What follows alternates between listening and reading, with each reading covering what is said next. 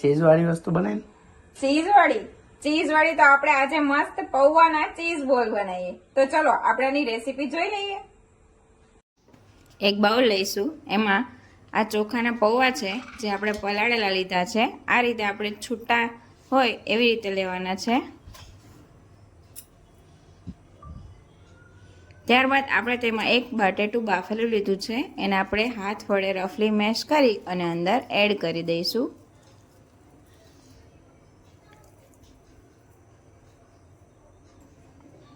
ત્યારબાદ આપણે તેમાં ઝીણી સમારેલી ડુંગળી એડ કરીશું. ડુંગળી આપણે અહીંયા ટેસ્ટ મુજબ લેવાની છે. અહીંયા આપણે એક કેપ્સિકમ લીધું છે. તમને અહીંયા તીખાશ પસંદ હોય તો તમે લીલા મરચાંનો યુઝ પણ કરી શકો છો. ત્યારબાદ આપણે તેમાં એક ગાજર લીધું છે. એને આપણે ઝીણું સમારી લીધું છે. ત્યારબાદ આપણે તેમાં આદુ, મરચાં અને લસણની પેસ્ટ એડ કરીશું. ક્યારે મસ્ત આમ ચીઝી ખાવાનું મન થાય તો જરૂરથી બનાવજો. ત્યારબાદ આપણે તેમાં ઓરેગાનો એડ કરીશું. આમાં તમારે હજુ કોઈ બીજા વેજીટેબલ એડ કરવા હોય તો એ પણ તમે કરી શકો છો. ત્યારબાદ આપણે તેમાં ચીલી ફ્લેક્સ એડ કરીશું. સ્વાદ અનુસાર મીઠું. અહીંયા જો તમે બાળકો માટે બનાવતા હોય તો ચીલી ફ્લેક્સ કે લીલા મરચાંને સ્કીપ પણ કરી શકો છો. હવે આપણે આ બધું જ મિશ્રણને હાથ વડે મિક્સ કરી દઈએ.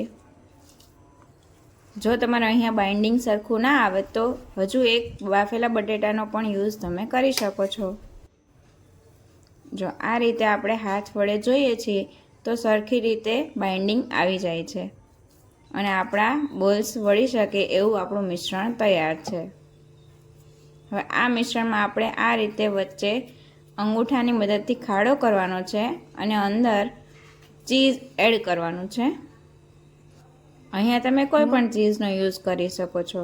પ્રોસેસ ચીઝનો અને મોઝરેલા ચીઝનો. મોઝરેલા ચીઝ મેં અહીંયા યુઝ કર્યું છે. તો આપણે આ રીતે અંદર એડ કરી અને હાથ વડે બોલ્સ વાળી લઈશું. આ રીતે આપણા બોલ્સ વાળી લીધા છે. બધા તૈયાર કરી લઈશું. આપણે બધા બોલ્સ વાળીને તૈયાર કરી લીધા છે. હવે આપણે આ કોર્નફ્લોર અને મેંદાની સ્લરી બનાવેલી છે એમાં આપણે એને ડીપ કરીશું. અને ત્યારબાદ આપણે આ જે બાજુમાં છે એ મકાઈના પૌવા લીધા છે એટલે કે કોર્નફ્લેક્સ એનો ભૂકો કરી લીધો છે. હવે આપણે એને આમાં આ રીતે કોટ કરી દેવાનું છે જેથી આપણા ચીઝ બોલ ક્રિસ્પી બને. અહીંયા તમે બ્રેડ ક્રમ્સનો યુઝ પણ કરી શકો છો. અહીંયા થોડું હેલ્ધી બનાવવા માટે આપણે આ કોર્નફ્લેક્સનો એટલે કે પૌવાનો યુઝ કર્યો છે. જો આ રીતે આપણે બધા જ બોલ્સ વાળીને તૈયાર કરી લેવાના છે. ત્યારબાદ આપણે મીડિયમ ગેસની ફ્લેમ ઉપર બધા જ ચીઝ બોલને તળી લઈશું. ગોલ્ડન બ્રાઉન થાય ત્યાં સુધી આપણે તળવાના છે.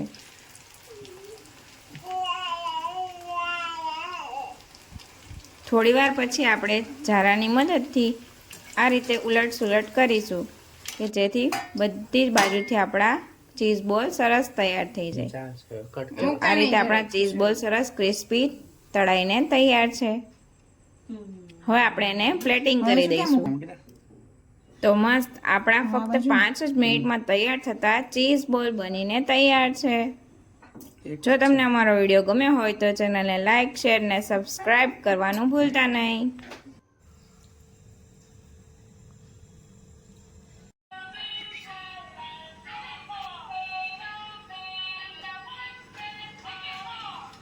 Yeah,